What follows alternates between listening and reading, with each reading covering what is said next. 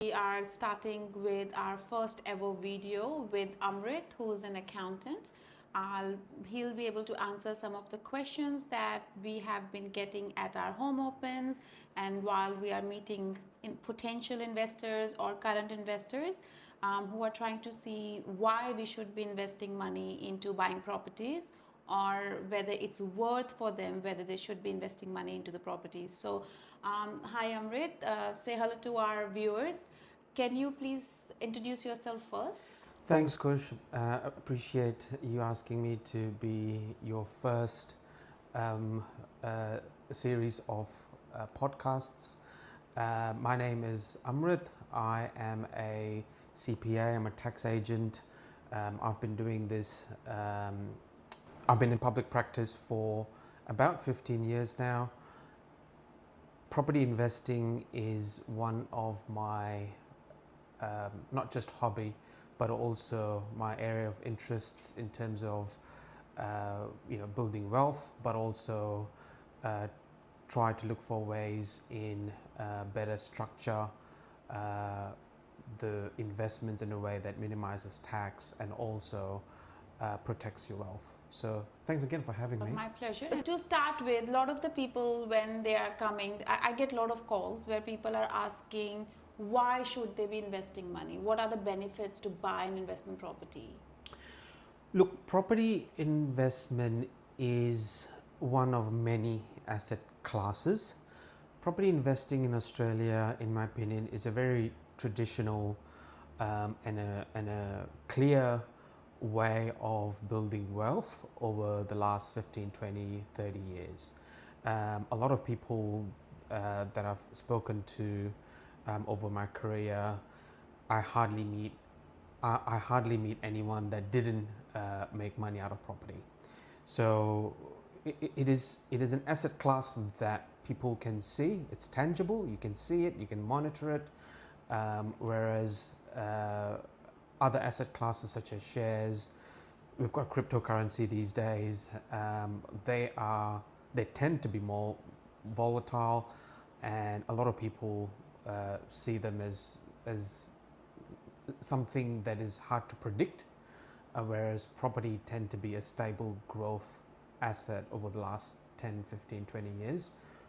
Bearing in mind we had the recent COVID crash and also GFC, but other than those worldly events, property tend to be a long-term strategy in terms of accumulating wealth. Yeah. COVID was an unfortunate event, but it did kind of help with the property market, especially It in did. WA. It did, didn't it? Yeah, it just went the other way, which was bizarre. But Yes. yeah, so yeah, I come from a tradition where in India people are believed to either invest your money in property or you invest your money in gold because they do tend to grow, which is good. So what sorts of deductions people get? What are the benefits of buying an investment property? What can they claim from tax point of view?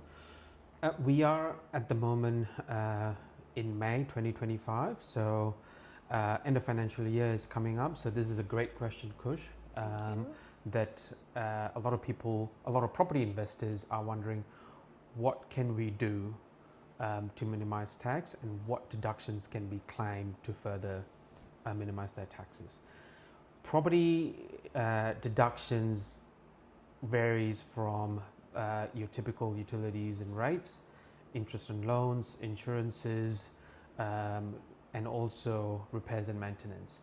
So when it comes to investment properties, if there has been an expense incurred by the owners, the landlords, and that is in direct relation to the property itself, chances are that it is claimable.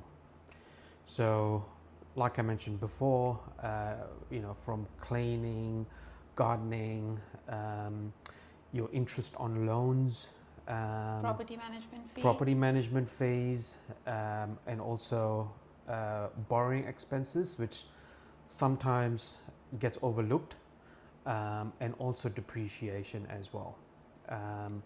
Those are the main big items. However, for sort of advanced property investors, there are other deductions that can be explored, such as loan that has been taken out using personal equity in order to purchase your investment property. Okay.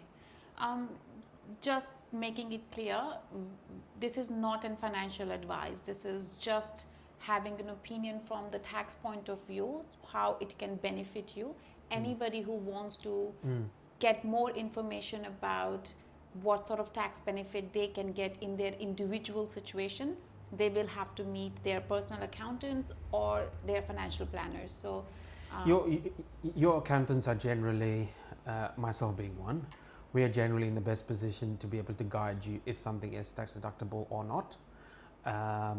There are a lot of questions that always comes my way, particularly this time of the year, coming up to end of financial year. If somebody spent, say, $8, $9, $10,000 to repaint their whole house, would the ATO see that as a repairs and maintenance, or would they see it as a change in the property? okay. So those sort of questions tend to be is best suited for your accountants to answer and attend to.